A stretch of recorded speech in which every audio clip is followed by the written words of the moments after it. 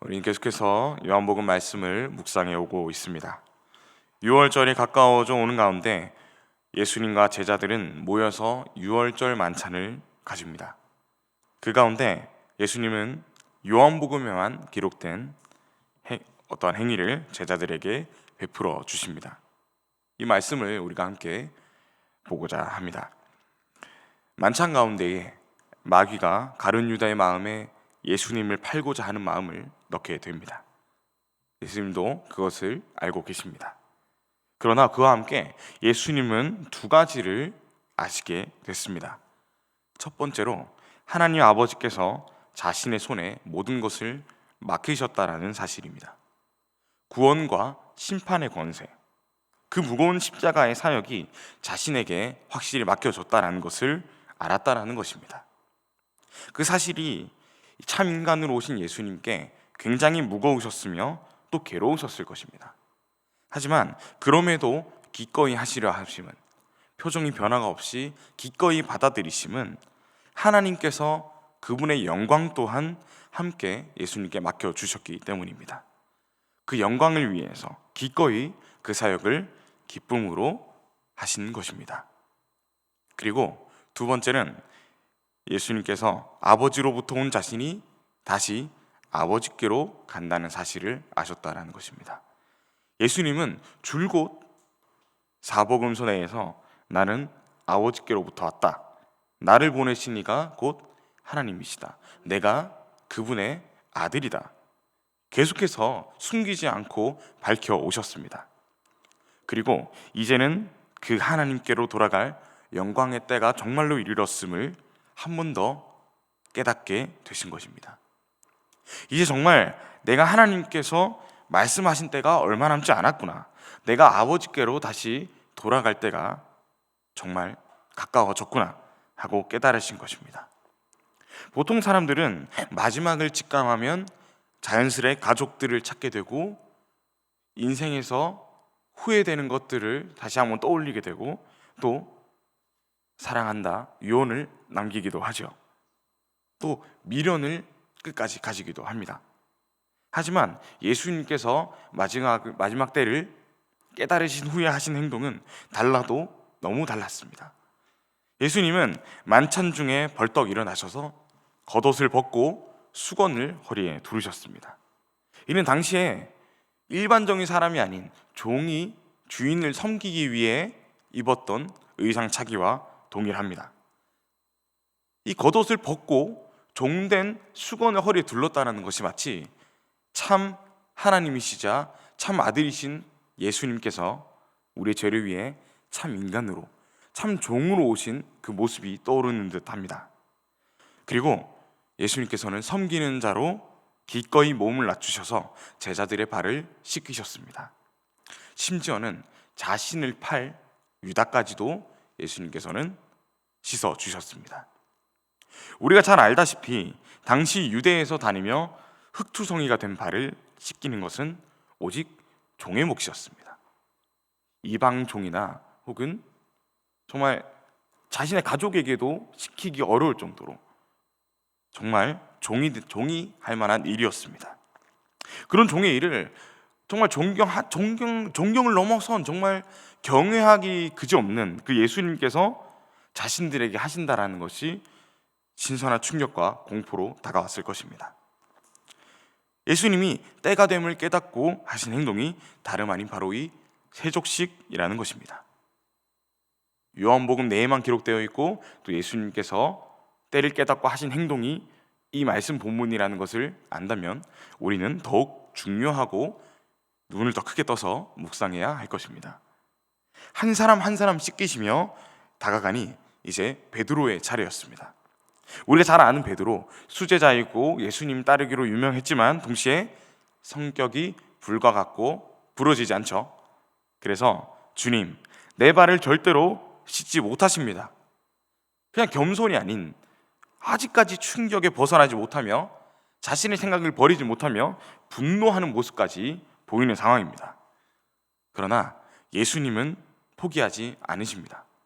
8절에서 내게 씻김을 받지 아니하면 너는 나와 상관이 없다라고까지 말씀하십니다. 상관이 없다. 이 말은 마치 그저 우리 초등부 아이들이 너 이거 안 하면 너 우리랑 같이 못 껴. 너 나랑 남이야. 이 정도 수준의 얘기가 아니라 상관의 원뜻은 유업을 뜻하는데요.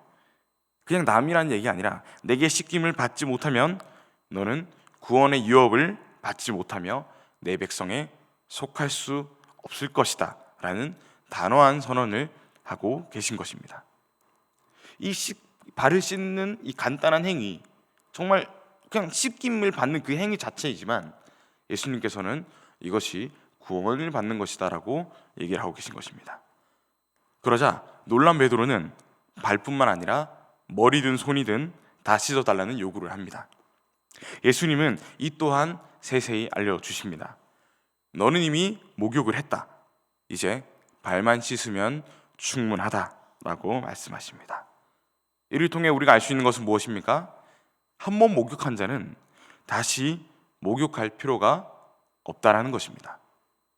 한 번 주의 피로 죄사함을 받고 구원을 받은 자는 다시 구원받을 필요가 없다라는 것입니다.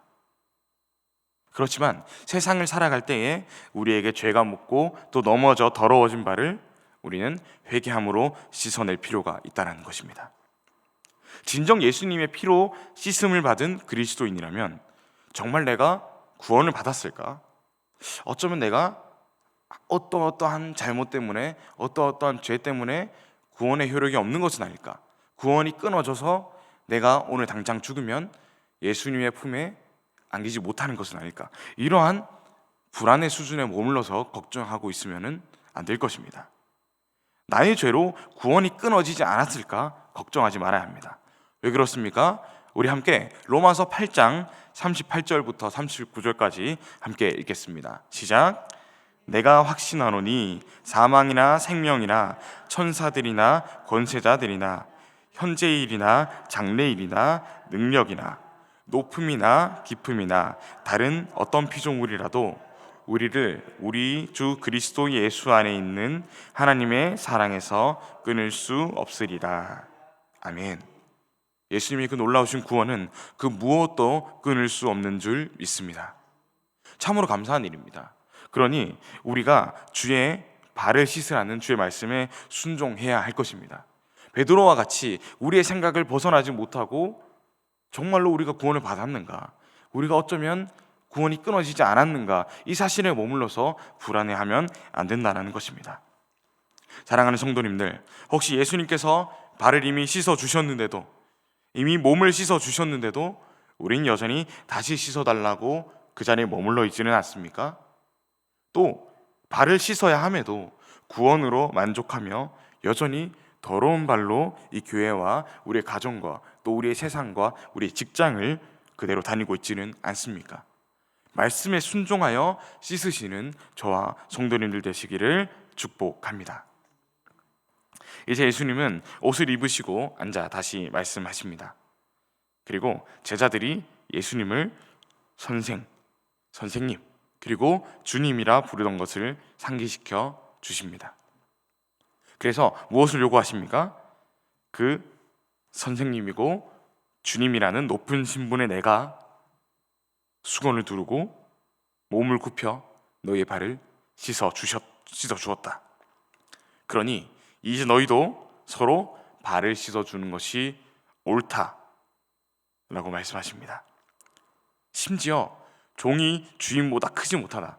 보냄을 받은 자가 보낸 자보다 크지 못하다. 즉 이것이 하나님의 뜻임을, 그 누구보다 하나님만이 가장 높으심을 진실로 강조해서 말씀하십니다. 즉 제자들이 도망갈 곳을 완전히 차단하신 것입니다. 아마 제자들도 예수님의 말씀을 듣기 전까지, 예수님께 발을 씻김받기 전까지는 서로 발을 씻겨주지 않았을 것입니다. 아니 아예 생각조차 하지 못했을 것입니다.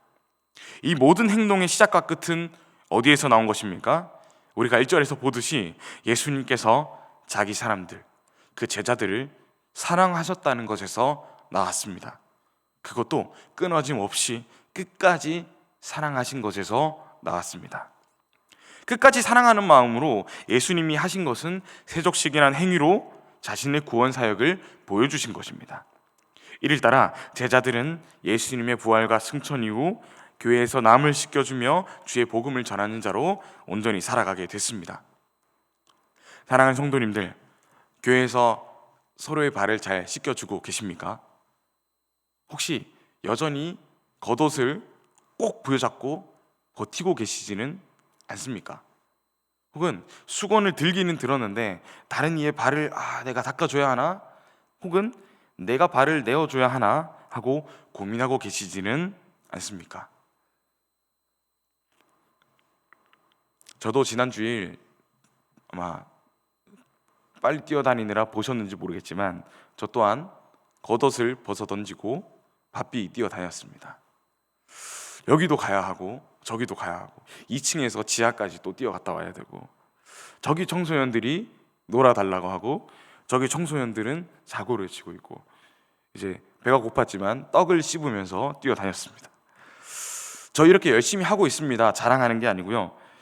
처음 청소년들 대할 때에 그래도 제가 나이대가 가까우니까 조금 자존심 잘 굽혀가면서 사역할 만 하겠다 생각한 적이 있습니다. 그런데도 나보다 나이 어린 아이들에게 낮아지고 또 종되는 일이 정말 쉽지 않다는 것을 요즘 들어서 계속해서 느낍니다. 그리고 이 일이 또 해야 해서 한다, 이런 게 또 안 되는 일이더라고요.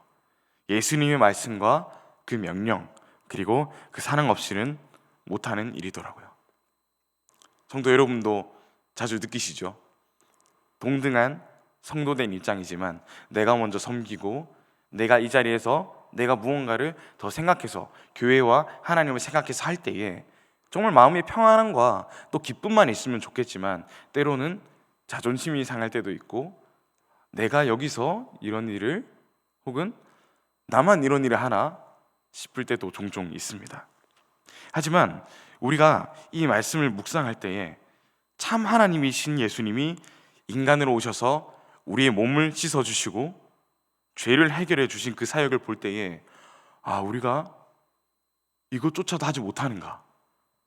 예수님께서도 온전히 100% 인간으로 채찍을 맞으시면서 또 100% 인간으로서 제자들의 더러워진 발을 씻어주시면서 사랑을 말씀하셨는데 우리가 당장 이것을 참고 견디지 못하는가 하는 묵상과 함께 어제 묵상 가운데 정말 많은 위로와 또 감동을 받았습니다.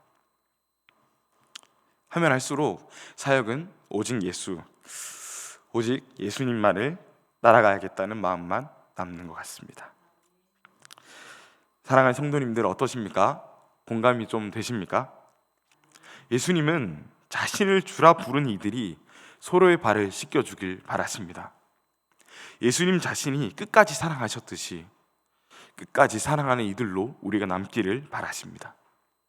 이번 한 주를 살아가실 때에 내가 아닌 남을 씻겨주는 자녀로 살아가시기를 축복합니다. 내 삶과 내 자존심과 내 삶의 일들만을 붙잡지 않고 끝까지 사랑으로 섬기시는 제자와 같은 삶을 살아가시기를 축복합니다. 기도하겠습니다. 우리를 구원하신 하나님 아버지 참으로 감사합니다. 낮아지심으로 오셔서 우리 죄를 사하신 예수님 정말 감사합니다. 유월절 만찬 가운데에 하나님의 뜻을 아신 예수님, 주님께서는 끝이 가까워져 옴을 아시고 즉시 제자들의 발을 씻어 주셨습니다. 주님께서 우리를 사랑하셨던 것처럼 제자들끼리도 우리끼리도 사랑하길 바라셨음을 우리가 알고 있습니다. 서로 사랑하고 서로 섬기게 하여 주십시오. 비록 구원은 받았으나 남은 죄성으로 여전히 부족함이 많은 우리들입니다. 또 그런 우리가 모여 있는 부족한 교회들입니다. 그럼에도 주님께서 모아주셨으니 끝까지 사랑할 수 있는 사랑의 능력과 권세를 우리에게 부어 주십시오. 아픈 이들을 회복해 하심에 감사를 드립니다. 멈추지 않고 기도하오니 완치되게 하시며 여전히 병상 중에 있는 이들을 치유하여 주시옵소서. 사람이 늘어나며 장소의 부족함과 함께 혼란함도 생겨납니다. 우리가 지혜롭게 함께 지낼 수 있도록 하나님의 지혜를 허락하여 주십시오. 현재 중국 쿤밍으로 목사님께서 떠나 계신 상황입니다. 건강을 지켜주시고 그곳을 둘러보시며 또 선교사님을 위로하실 때에 그곳에 주님의 은혜와 주님의 사랑이 넘치게 부어지게 하여 주십시오. 건강히 갔다가 안전하게 돌아올 수 있도록 항상 지켜주십시오. 감사드리며 끝까지 사랑하신 예수님의 이름으로 기도드렸습니다. 아멘.